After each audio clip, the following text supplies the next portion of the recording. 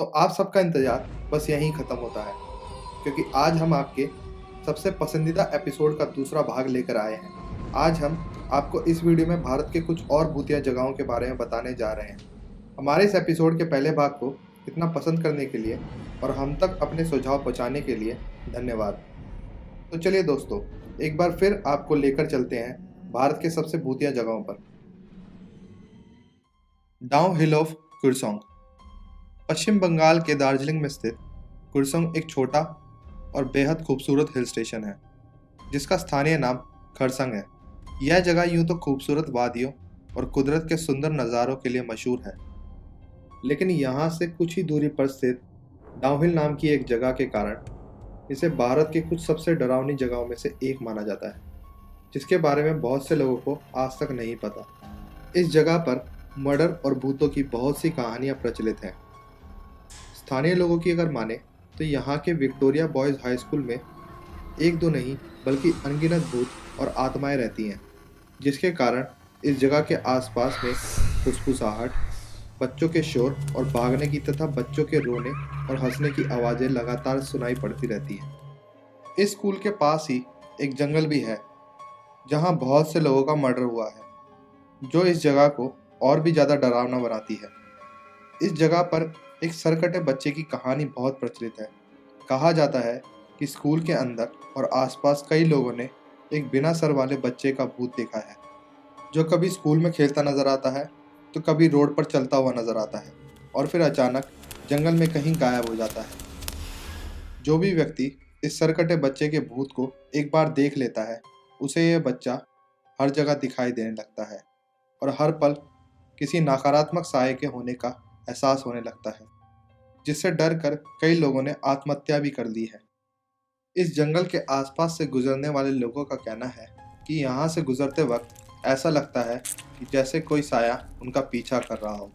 School से जंगल के बीच के रास्ते में आप किसी भी टाइम गुजरते वक्त खुद को अकेला महसूस नहीं करेंगे, क्योंकि यहाँ हमेशा कोई साया आप पर नज़र रखे होता है। मुकेश मिल्स। मुकेश मिल्स मुंबई के कोलाबा में स्थित है। एक ज़माने में यहाँ बहुत से मजदूर काम किया करते थे, लेकिन एक रात इस फैक्ट्री में आग लग गई, जिसकी चपेट में आने से कई लोगों की जान चली गई, जिसके बाद से ही मुकेश मिल्स हमेशा के लिए बंद कर दी गई। लेकिन इस जगह में एक अजीब सी आकर्षण के कारण इस जगह को फिल्म्स और टीवी सीरियल की शूटिंग के लिए इस्तेमाल किया जाने लगा। इस जगह पर कई फिल्मों की शूटिंग हुई है, जिनमें से हम फिल्म का गाना चुम्मा चुम्मा दे दे और वांटेड मूवी का एक फाइटिंग सीन भी हम सबको याद है। सबसे आश्चर्यजनक बात यह है कि यहाँ कोई भी सूरज ढलने के बाद शूटिंग नहीं करता। मशहूर एक्टर अमिताभ बच्चन ने भी अपने पर्सनल ब्लॉग में इस जगह के बारे में जिक्र करते हुए कहा था कि यह जगह काफ़ी मिस्टीरियस और डरावनी दिखाई देती है। कई बॉलीवुड एक्टर्स और डायरेक्टर्स यहाँ शूटिंग करने से इनकार कर चुके हैं, क्योंकि ऐसा माना जाता है कि यह जगह बेहद खतरनाक है और यहाँ फैक्ट्री की आग में मारे गए लोगों की आत्माएं भटकती रहती हैं। ऐसे ही एक हादसे के बारे में बॉलीवुड एक्ट्रेस काम्या पंजाबी ने भी अपने इंटरव्यू में बताया। उन्होंने बताया कि एक बार शूटिंग करते वक्त उनकी एक साथी एक्ट्रेस अचानक कुछ अजीब सा बर्ताव करने लगी। उसकी हरकतों से ऐसा लग रहा था कि मानो उस लड़की के शरीर में कोई आत्मा प्रवेश कर गई, क्योंकि अचानक उसके चेहरे पर तनाव और उसकी आवाज़ किसी मर्द जैसी हो गई थी। उसने गुस्से में बोला, चले जाओ यहाँ से, मैंने कहा था ना यहाँ मत आना, ये हमारी जगह है। इस घटना को देखकर सारा क्रू सख्ते में आ गया और तुरंत ही अपना सारा सामान पैक करके वहाँ से निकल गया, और उसके बाद से ही यहाँ शाम को शूटिंग करने कोई नहीं आता। शनिवार वाड़ा फोर्ट। पश्चिमी भारत के पुणे में स्थित शनिवार वाड़ा फोर्ट भारत की कुछ सबसे भूतिया जगहों में से एक माना जाता है। यूं तो यह जगह एक आम किले जैसा लगता है, लेकिन पूर्णिमा की रात को यहाँ कुछ ऐसी डरावनी घटनाएं होती हैं जिन्हें देखकर इस किले की फौलाद जैसी दीवारें भी कांप उठती हैं। ऐसा बताया जाता है कि पूर्णिमा की रात यहाँ की सबसे डरावनी रात होती है, क्योंकि उस रात पूरा शनिवार वाड़ा फोर्ट एक नवयुवक की चीखें और चिल्लाने की आवाज़ों से गूंज उठता है। ये आवाज़ें इतनी डरावनी और भयावह होती हैं कि इनका अनुभव करने वाले लोग शनिवार वाड़े का नाम सुनकर ही दहल जाते हैं। तो आइए जानते हैं क्या है इन चीखों का रहस्य। भारत के सुप्रसिद्ध सेना नायक बाजीराव ने सन 1732 में इस किले को बनवाया था। यह एक बेहद महत्वाकांक्षी परियोजना थी जिसके निर्माण में 16,110 रुपयों की लागत आई थी। यह धनराशि 1732 की तुलना में बहुत ज़्यादा थी।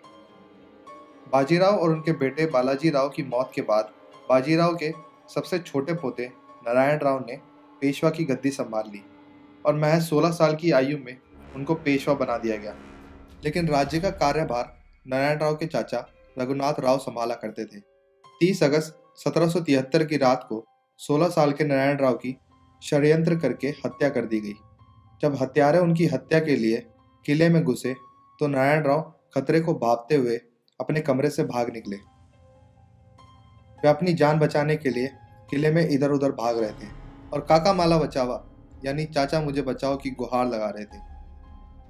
लेकिन उस रात कोई भी उनकी जान बचाने नहीं आया और नारायण राव को मौत के घाट उतार दिया गया। कुछ इतिहासकारों का दावा है कि नारायण राव की हत्या उनके चाचा ने ही करवाई थी और तब से नारायण राव की आत्मा इस किले में भटक रही है और अपने आखिरी शब्दों को दोहराती रहती है।